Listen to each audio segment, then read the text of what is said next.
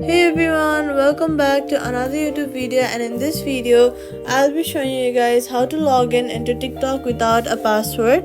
First of all, open TikTok. After you guys open your TikTok account, go ahead and click over here and then go to add account.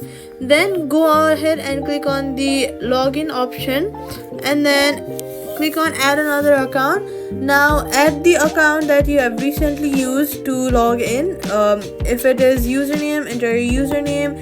If it was with Facebook or if it was with Apple or Google, let's say continue with Apple, and then Apple will require your Face ID, and there you go. This is how you guys can log into your account without password. You will directly be logged into your account without having to enter codes or password, and that's it. Subscribe for more TikTok fixes and tutorials.